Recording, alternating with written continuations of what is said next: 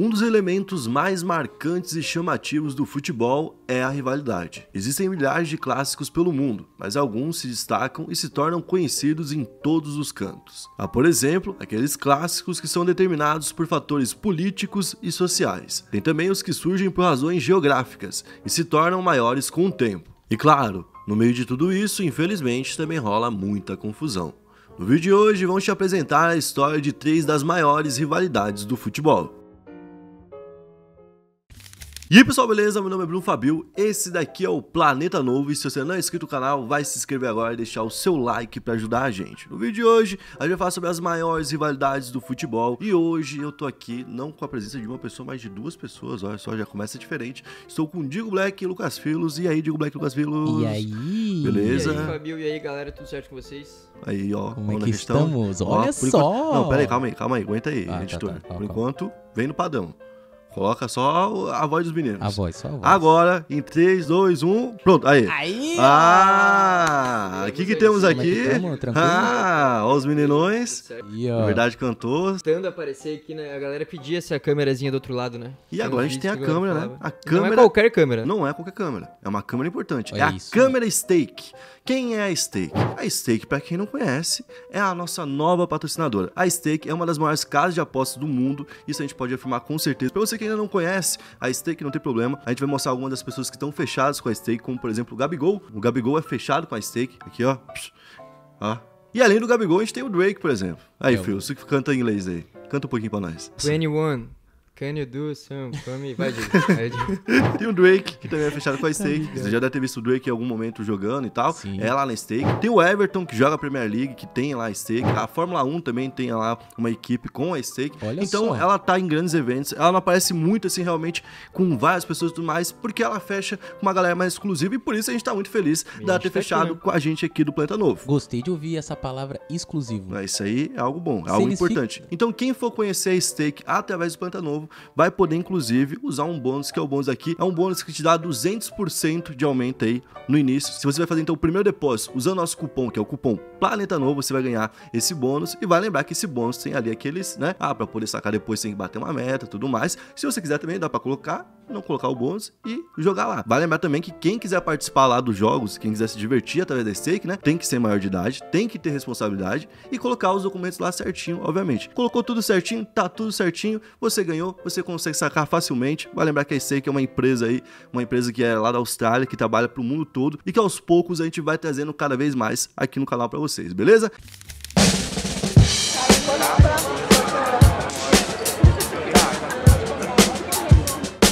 Tô aqui com o Paulo, então, que vai falar pra gente agora qual é o maior clássico do futebol mundial pra ele. Acho que pra mim, desde que eu sou criança, eu sempre acompanho é Real Madrid e Barcelona. Hoje não vejo mais como antigamente, mas pra mim continua sendo Real Madrid e Barcelona. É o Mundial. Puxa, tem um branco agora do Messi lá. Barcelona? Barcelona é o mais que tá mais cotado no mercado, né? O que mais rival da turma aí, né? É o Barcelona, é isso mesmo. Na terceira posição, a gente vai começar falando sobre o Barcelona e Real Madrid. Não começamos mal, começamos muito bem, certo? Que é uma rivalidade, inclusive, que tem muito tempo já. Essa rivalidade tem origem no início do século XX, quando os clubes começaram a ganhar destaque na Espanha. O Real é de 1902 e o Barça é de 1899.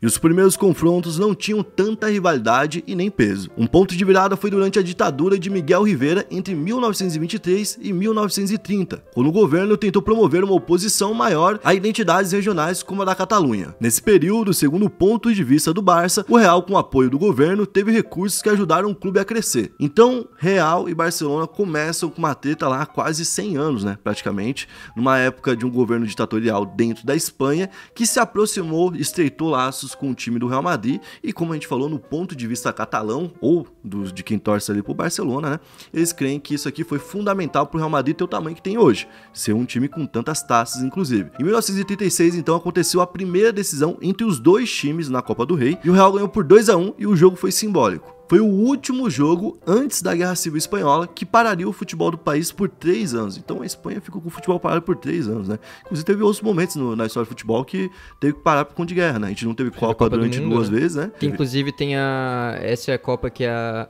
A Itália disse que ganhou? A Itália tem uma Copa, tem Mundial. meio que como se fosse uma Copa, né, pra eles. É que a gente vai poupar algumas palavras por conta do nosso patrocinador que tá aqui, a gente não quer envergonhar ele. Isso é verdade. Mas assim, essa Copa foi só da galeria do mal. Itália, Alemanha, foi uma galera que tava no erro nessas épocas aí, certo? Nada contra a galera que... Mas, né, é uma copinha meio estranha essa daí. A gente já falou aqui no canal, né? A gente Contou falou essa história. bizarrices da FIFA, então dá pra assistir inclusive. Então esse foi o último jogo antes de uma guerra. Então parou ali o futebol volta depois. Vai lembrar que nessa época, igual a gente tá falando, não tinha toda a internacionalização do futebol, né? Não era tudo conectado, então o Real Madrid e o Barcelona eram times, um de Madrid, outro de Barcelona, não tinha toda essa expansão de marketing, de imagem e tudo mais, eram times menores, um jogo entre os dois, então também tinha proporções menores. Essa guerra que começou ajudou então a crescer o confronto. Como? A guerra entre republicanos e nacionalistas, e teve uma vitória do general Franco. Então tu que é um cara que já acompanha futebol, algo tipo assim, já deve ter visto em algum momento alguns torcedores do Barcelona, no Twitter principalmente, né, falando do Franco pra poder irritar alguém que torce pro Real Madrid. Inclusive já teve até o próprio Real Madrid esses tempos postou meio que uma thread lá no Twitter, assim, em outras redes sociais também, meio que falando justamente sobre isso, mas do outro lado, meio que querendo mostrar que eles não dependeram disso pra crescer. Então, e o Barcelona também se posiciona, então não é uma coisa assim que é só um torcedor ou outro, é uma questão realmente levada a sério, né? É uma questão importante pra poder entender como o futebol foi impactado por essa época política no país, porque tinha um general que comandava no país, e esse cara era torcedor do Real Madrid, que queria que ele crescesse como uma forma de exemplificação de como a capital era soberana, né? Naquele momento, a gente tinha o futebol como algo muito popular dentro da Espanha, e a Espanha estava querendo se dividir. Tinha o País Basco e a Catalunha, por exemplo, que é a região onde ficou Barcelona, que queriam se separar da Espanha. E ele queria impedir isso de qualquer maneira. Então, por exemplo, foi impedir que qualquer pessoa falasse uma língua diferente. Na Catalunha, eles falam catalão. Então, o pessoal que morava na Catalunha, que acompanhava o Barcelona, foi se identificando através do futebol numa chance de se vingar daquele autoritarismo que estava acontecendo. Então, o Barcelona, de alguma forma, ficou com essa imagem de o lado mais frágil, o lado das pessoas, o lado da população, né, o lado da classe operária, enquanto do outro lado, talvez algo mais próximo da elite, o próximo do rei, da realeza, mas também com o tempo isso mudou muito, e obviamente a gente sabe que na torcida do Real Madrid cabe em todo tipo de pessoa, e na torcida do Barcelona também. Não é uma coisa que a gente pode usar como padrão pra falar, todo mundo que torce pro Real Madrid é rico e todo mundo que torce pro Barcelona é isso. Outras rivalidades também tem isso, né, que às vezes em determinado momento foi assim, mas aí com o tempo foi mudando, né, uma outra que a gente vai falar mais pra frente também tem uma história assim. A galera vê o Barcelona como se fosse um time da revolução, digamos assim? Pode ser tem um pouco assim, disso, que é o clube mais meio que contra o que era o do momento, né? E inclusive a questão separatista, né, que sempre existiu e que existe até hoje no país. Então, por conta disso, na época, o Barcelona teve que tirar a bandeira da Catalunha do escudo, inclusive, né? E os duelos contra o Real Madrid viraram duelos esportivos e políticos. E aí, a gente teve dois pontos chaves da rivalidade. Primeiro, dois jogos. As semis da Copa do Rei de 1943. Barcelona ganhou o primeiro jogo por 3-0 em casa, com protestos do Real por conta da arbitragem e do comportamento da torcida catalã. Vai lembrar que já tinha tido tudo isso e que já tá um caldeirão pronto para explodir. Depois que isso aconteceu e de todas as críticas de Madrid pro Barcelona, pros torcedores, né, do que tinha acontecido naquele primeiro jogo, os torcedores do Barça foram proibidos de ir até Madrid. E quando o ônibus do Barcelona chegou até Madrid,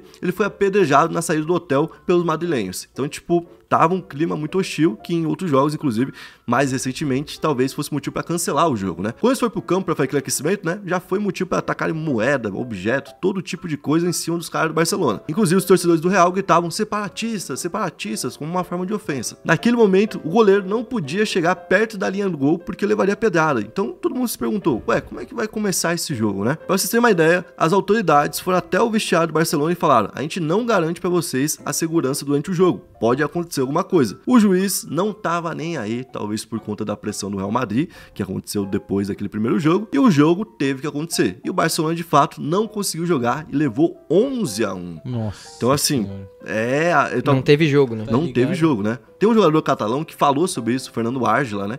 E ele falou o seguinte, não havia rivalidade, não ao menos até aquele jogo. Então esse jogo é realmente um dos pontos-chave, e o segundo ponto foi a contratação do Di Stéfano. O Di Stéfano era um dos craques do futebol que estava no Milionários da Colômbia, como a gente falou, numa época que as coisas não circulavam pelo mundo, então para ele chegar e ficar famoso lá na Europa, porque o cara era realmente muito diferenciado. Inclusive o Di Stéfano jogou por 3 seleções, né? Tem uma história bem diferente, ele jogou pela Colômbia, pela Argentina e pela Espanha.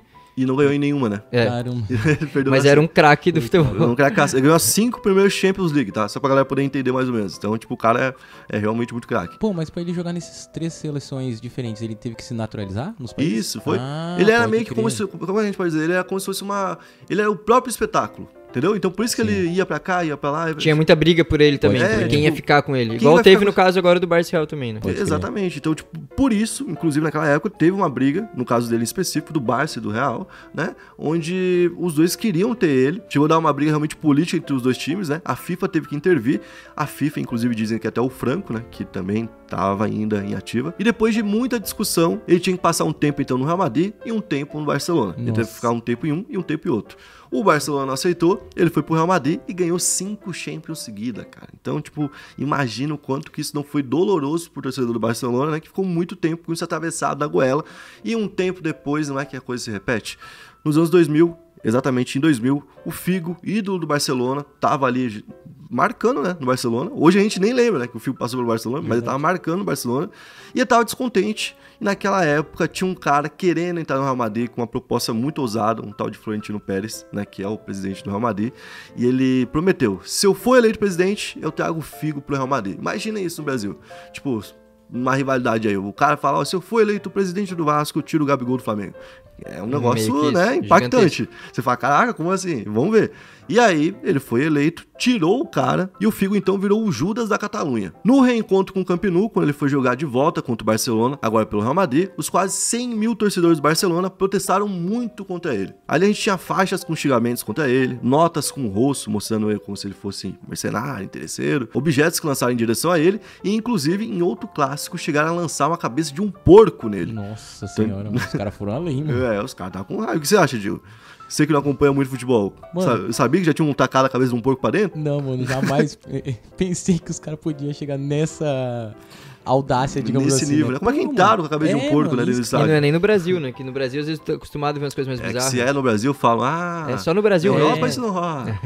Aí, ó, trouxemos. Inclusive foi em 2002 e o jogo naquela época precisou ser encerrado antes do tempo normal por questões de segurança. Pô. Então Barcelona e Real Madrid, cara, tem muita rivalidade em todos os quesitos, em questão de duelo de craques, de eras, de hierarquias. Né? Tem até uma questão que demorou para os dois estarem realmente muito bem junto. Isso aconteceu quando o Messi e Cristiano Ronaldo vieram, né? E mantiveram ali uma disputa muito forte. O Messi levantou 4 Champions ali durante o tempo que ele teve ali no Barcelona. O Cristiano Ronaldo também conseguiu 4 Champions, depois o Real conseguiu ainda mais uma sem ele, né?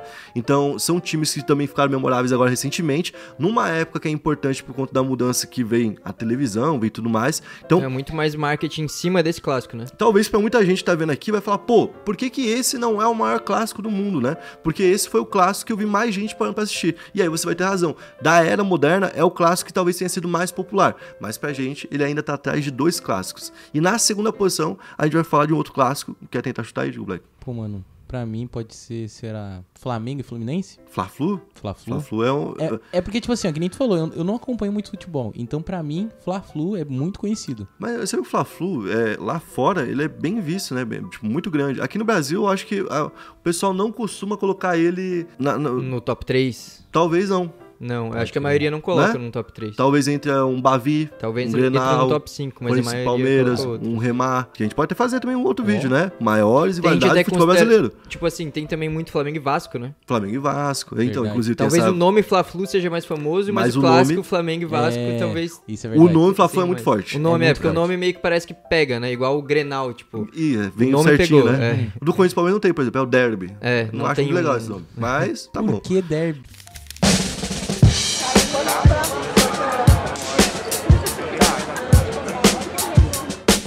Agora eu tô aqui com o Paula, que vai falar pra gente qual é a maior rivalidade do futebol pra você. A maior rivalidade, pra mim, é Corinthians e Palmeiras. Corinthians e Palmeiras, aqui no Brasil, pelo menos, eu acho que é a maior rivalidade. Tem aí Flamengo lá, os clássicos deles lá, mas é uns grandes clássicos também. Mas pra mim, eu acho que é o que mais mexe com o povo, é quando fala em Corinthians e Palmeiras, é fim de papo mesmo. Se for aqui no Brasil, eu considero que o Grenal, pelo número de tantos clássicos que teve, tudo a história, a rivalidade que só tem 2, o estado é bem dividido lá, né? apesar de eu ser palmeirense, né?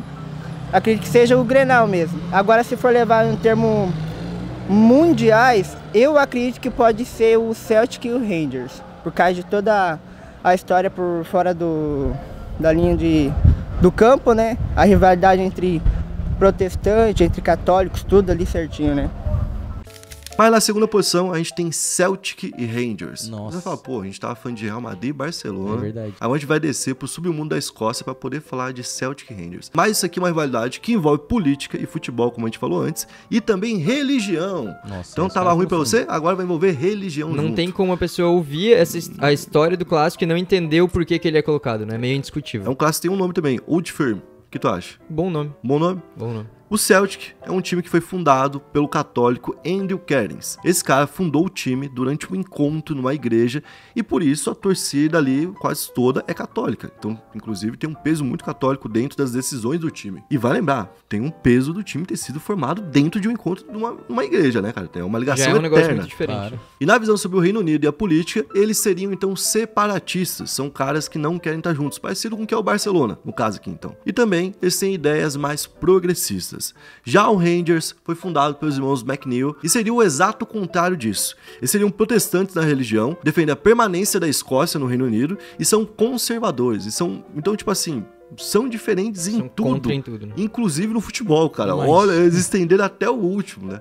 E a primeira grande briga entre os dois, pra gente ver como é uma rivalidade muito antiga, foi em 1909, numa final de Copa da Escócia. E naquele dia, as torcidas achavam que ia ter uma prorrogação no segundo jogo. Teve um primeiro jogo, teve o segundo, falaram, pô, acabou aqui tudo empatado ainda, então prorrogação, né? Não teve prorrogação, ia ter um terceiro jogo. Como todo mundo entendeu errado, invadiram o gramado, quebraram tudo, quebraram até as traves. Nesse Meu jogo também Deus, ficaram muito revoltados por conta do... Como eles não sabiam, teriam que gastar mais quem quisesse no jogo, então teria que pagar mais o ingresso. Então era toda uma logística a mais pra um jogo que eles não esperavam que ia acontecer. Em 1909. E eles, inclusive, colocaram fogo ali em alguns locais e tal, e foram mais de 2 horas de caos, então, e centenas de pessoas que ficaram feridas. Então, foi um caos generalizado, todo mundo já sabia que tinha um clássico grande ali, e desde então ele é conhecido assim. Então é um clássico que o teu bisavô, na época, se você gostar de futebol e perguntasse pra ele quais são os maiores clássicos do mundo, ele ia responder Celtic e Rangers, entende? O nível desse clássico, ele é clássico há muito tempo, desde sempre, porque ele envolve tudo. Não tem como os caras serem, não serem rivais, inclusive. Tanto é que existe uma nova política dentro do clássico para diminuir a rivalidade, justamente por conta disso, porque a rivalidade é tão grande que pode transbordar, virar violência e acabar com pessoas sendo mortas. E pra gente ver como essa rivalidade foi forte e impactou os dois times diretamente, em 1912, o lado religioso dentro da treta ficou mais forte com a instalação de um estaleiro de Jarndy Wolf, uma empresa naval da Irlanda do Norte, que tinha construído ali uma sede em Glasgow, perto do estádio do Rangers. Então essa empresa viu na Escócia a chance de progresso e a geração de empregos. Só que naquele momento, com o país precisando de emprego, eles colocaram uma regra para poder contratar. Eles não contratavam católicos. Então, obviamente, isso foi muito polêmico dentro do país, mas permaneceu assim por muito tempo. E o Rangers, em 1920, por conta dessa regrinha aqui, começou a colocar isso em prática também. Não estava dentro das políticas do time escrito, bonitinho, no estatuto ou algo do tipo assim, mas o time não contratou um católico até 1989, cara. Nossa. Então, olha só, era importante essa parte de fora do campo, era muito importante. Teve até um caso em 1965 em que o vice-presidente do clube justificou a venda de um jogador importante do time, que fazia algo importante pro clube, né, que não poderia ser vendido assim, por ele ser católico. Então, o cara, por que ele foi vendido? Porque é católico. E ele dizia que mudar essa política, né, por conta de um jogador, por exemplo, não, vamos manter esse jogador para ele ser católico, faria o clube perder apoio, então perder torcida e que para eles não valeria a pena, né? Então, tipo, olha só, ter um católico no time pode ser que faça a torcida protestar, tá ligado? Teve também quem sofreu por isso, por ser casado com uma esposa católica. O cara nem era católico, no caso. E não é qualquer pessoa também, né? Não é qualquer pessoa. É quem? Sir Alex Ferguson. O cara que comandou o Manchester United e tudo mais. Na década de 60, tava jogando pelo clube, era jogador, certo? E ele chegou a contar essa história numa biografia que ele escreveu em 99. Ele contou que ele foi pressionado por dirigentes do clube sobre o casamento dele por conta dele ter casado com uma mulher que era católica. Então imagina... Tem como separar não, pai? Então, tipo... Não tem como largar dela, pô? Tá ligado? Pega uma outra aí, uma protestante aí. Timezinho Olha que essas tá protestantes voando, aqui, ó. No catálogo. Uma lista. Mas, como a gente falou, em 89 isso se quebra, certo? Em 89, Mo Johnson, que era católico e ex-jogador do Celtic, então pro Rangers ele era o próprio satanás da terra, certo? Foi contratado pelo Rangers, cara. Nossa. Então olha só que marco. O Johnson chegou na época a ser ameaçado de morte por uma parte da torcida do Rangers que não aceitou aquela mudança, que tinha um católico no time e tal. Mas as coisas foram mudando como? Com gol. O jogador consegue moral com gol. É aquilo que a gente sempre fala, né? Tu pode estar muito puto com alguém, com o jogador, e ele pode ter feito muita merda, mas se ele decide algo, se ele faz gol, o torcedor, ele É perdoa. o ídolo. E sabe o que os caras perceberam no final das contas? Que tinha um negócio que eles odiavam mais do que o católico, cara. O Celtic. Porque o cara, quando meteu o gol no Celtic, os caras falaram, pô, vamos fechar com ele. É isso. Ele é nosso. Então. Faz gol no rival, tá tudo certo. Pô, E mas eu dali- acho que é isso até hoje em dia, né, mano? O quê? O jogador, quando ele vai pro rival e ele faz gol, o rival começa a pensar, não, eu acho que esse cara agora é dos nossos. tá ligado? Igual o Roger Guedes no Corinthians, recentemente, né? Os caras vão passeando aí, depois que faz gol, tá valendo. E já o Celtic não tinha esse tipo de restrição, né? Não reprimia nenhum tipo de religião, nem nada do tipo, oficialmente, e também nem extra-oficialmente. Mas, como a gente falou, em algum momento, ali, o Rangers abriu as portas, começou a receber mais pessoas católicas e parou com um discurso, então, mais extremista, principalmente mais recentemente, nos últimos 10 anos. E com isso, a gente tem campanhas que são feitas desde 2012 para impedir que tenham campanhas anti-lado político, anti-religioso ou algo do tipo. Inclusive, um caso absurdo aconteceu já depois dessa campanha anti-extremismo, né? Pra ver que mesmo assim ainda tem os casos, né? Tipo, os casos extremos. Que eu acho que é inclusive algo que eles sentem que é natural, né? Eu imagino que pra boa parte da torcida, quando ouviu essa campanha, levou com deboche e seguiu fazendo o que fazia antes, certo? Em 2016, dias após o Scott Boyd, que era irmão de um dos ídolos do Rangers, né, ter tirado a própria vida, teve um clássico, e nesse clássico, uma parte da torcida do Celtic levou bonecos infláveis enforcados pro estádio, pra poder zombar da situação. Então a gente vê que o clássico, ele realmente passa um pouco dos limites ali, passa bem dos limites, né? Por conta disso, tem uma política hoje pra tentar diminuir a rivalidade dele. Olha que doideira. Então realmente transborda a rivalidade, mas mesmo assim, até hoje, tem problemas por lá.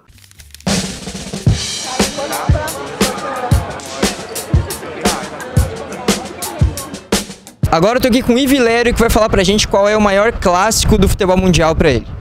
Flamengo. Flamengo? Acho que Brasil. El clásico de mais entre Brasil e Argentina.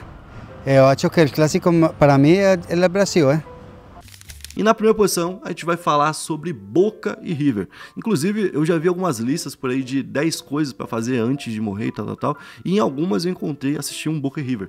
Porque é dado realmente pra muita gente com o maior clássico possível pra você poder ver. Pra você Fios, vamos lá. Cara, pra mim eu acho que sim. Pra mim né? realmente o top 3 é esse aí e é o primeiro clássico que vem na cabeça. Então eu acho que isso é muito forte. É assim, quando você pensa numa significado de clássico, sabe? Qual que é o que significa um clássico? Mostra um de exemplo pra mostrar pra alguém o que é um clássico. Eu acho que eu mostraria Boca e River. Eu acho que é um orgulho tão grande pelo ódio ao outro, sabe? Tipo assim, eu adoro te odiar, sabe? Tipo, um negócio assim tão Tem que tu forte. depende do teu rival ao mesmo tempo, né? Isso, Tu odeia, mas tu meio que, igual tu falou, adora odiar. Tu É uma precisa simbiose. que ele exista. Os dois dependem um do outro. Tipo, o meu time só existe por causa do outro. É, o River Boca, não o existir que o Boca enfraquece muito o Boca. E o Isso. Boca não existir enfraquece muito o River. O Boca, o que ele é? Ele é maior que o River. Pode crer. O que o River é? Ele é maior que o Boca. Ele é maior que Eles alguém. têm que tá ter ligado? essa comparação. Senão ele é quem?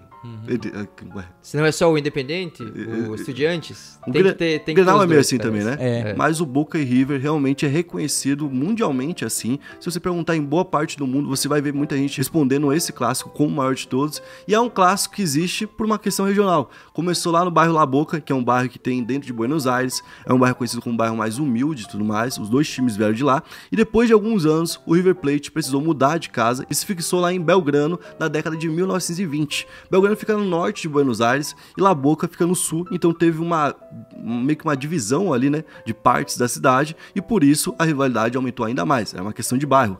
Tanto é que os moradores de La Boca sempre falaram que eles eram mais pobres, mais humildes e tudo mais, enquanto o River Plate era fechado com a elite e com o lado mais rico. E foi por conta dessa mudança de bairro, então, que a rivalidade cresceu muito, né? A gente tem uma mudança no aspecto social da torcida do River Plate, que foi sempre apontada pela torcida do Boca Juniors, que falou que o River Plate ficou ligado com a elite, com o lado mais rico da cidade, justamente pela localização agora do time. Essa rivalidade é uma daquelas que tem vários pontos altos de grandes jogos e tudo mais, e pontos baixos também de grandes confrontos entre torcidas que tiraram vidas.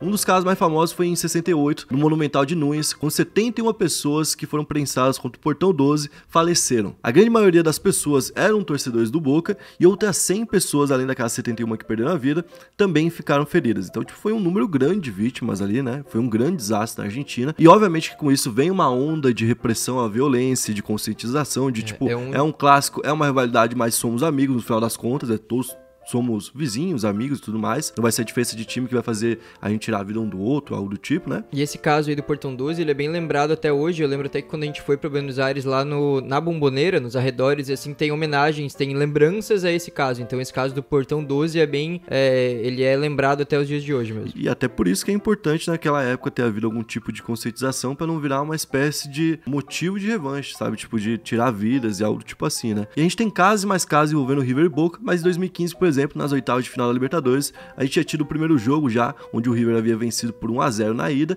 e na volta os times foram para o intervalo com um 0-0, um empate ali que ainda não ajudava o Boca, o jogo era na Bomboneira, e os torcedores do Boca, então, aproveitaram a passagem dos jogadores do River para fazer ataques, né? E quando os jogadores voltaram do intervalo, um torcedor do Boca lançou gás de pimenta contra os jogadores do River, o que acabou gerando tumulto e muitas pessoas na arquibancada acabaram passando mal. Por conta disso, a partida foi suspensa e depois da suspensão, a Conmebol decidiu então que o duelo foi encerrado e quem ganhou foi o River. Então imagina que nesse momento na Argentina, aquele papo de ricos versus pobres volta ativa, né? De que um lado está sendo ajudado a vencer. Bom, depois disso ainda a gente teve a grande final da Libertadores de 2018, que tem um detalhe interessante, né? É a última final com 2 jogos. E foi uma final entre River e Boca Juniors que nunca tinha acontecido. E que final, né? E ficou muito marcado por vários motivos, a última final de 2 Mano, jogos. só de ser River e Boca já é um negócio que, tipo assim, né? O mundo parou pra ver. Esse realmente eu acho que a Europa quis ver, todo mundo quis ver. Acho que talvez a final mais comentada mundialmente, né? Da Libertadores. Então, Eu acho que talvez, assim, parando pra pensar, pra um europeu, não, eu digo, sei lá, um cara que é da Alemanha, que é mais longe ali da Escócia, né? Eu acho que pra ele talvez seja mais interessante ver um Boca e River do que um Celtic Rangers. acho que sim. Parece mais atrativo, sabe? Eu acho que o Celtic Rangers talvez mais forte pra quem é ali, por exemplo, dos lados mais do Reino Unido já. Reino Unido, Isso. Escócia, Irlanda. Mas talvez pra um alemão ele se interesse mais pelo Boca e River. Eu acho que realmente é uma amostra, né, de como é o maior mesmo, né? Bom, e no primeiro jogo já teve muita confusão, foi na Bomboneira, né? E o segundo seria então no Monumental, como tinha que ser. Porém, antes do jogo, o ônibus com o time do Boca tava indo até o estádio e foi atacado pela torcida do River com algumas pedras. Então vários jogadores ficaram feridos ali com os estilhaços do vidro e com isso o jogo foi adiado. Até teve todo um clima, né? Pô, será que vão adiar? Pô, final de Libertadores, teve gente que viajou o mundo. Lembra que tinha gente que tinha, tipo... saído, tipo, do outro lado do mundo pra ir e voltar, tinha bate e volta, né, não ia conseguir ver. Acho que teve um caso de um argentino que morava na China, se eu não me engano, que voltou pra Argentina pra ver o jogo e ia voltar pra China, tá ligado? E ele não ia ver o jogo, tá ligado? Então muita gente, obviamente, perdeu a chance ali de ver esse grande jogo, até porque o jogo teve que ser mudado pra outro continente, mano. Ele aconteceu no estádio do Real Madrid, no Santiago Bernabéu, e lá o River venceu por 3-1, no agregado ficou 5-3, foi campeão e ganhou o que talvez seja o maior jogo da história entre os dois times, né? Esse jogo também é muito lembrado no Museu do River, né? Você também foi, né? É um jogo bem que pra eles, assim, é realmente um negócio, porque você ganhar uma Libertadores em cima do seu maior rival é o auge da vida do torcedor. É um cala-boca, né? Tipo assim, o que você vai falar? E 2018? E aí, pai? Acabou. E 2018? O que você vai falar? O que aconteceu lá? Tu lembra ou não? Eu lembro. É tipo isso, né? E o Maradona é um cara que teve a oportunidade de jogar o Boca e River e também o Barcelona e Real Madrid. E quando ele falou sobre o clássico, ele falou o seguinte: jogar o Super Clássico é como dormir com a Julia Roberts. Joguei o Barcelona e Real Madrid, mas Boca e River é diferente. Tá então, ligado. é o maior, né? Bom, esse foi o vídeo de hoje, eu espero que vocês tenham curtido a forma que a gente abordou o tema. Se você curtiu, você vai deixar o seu like pra ajudar a gente. E vai lembrar que a gente agora tá com essa parceira Steak, vamos ter mais aqui esse momento Steak aqui, ó. Câmera Steak pra vocês, certo? E é isso aí, até a próxima, valeu, é nóis.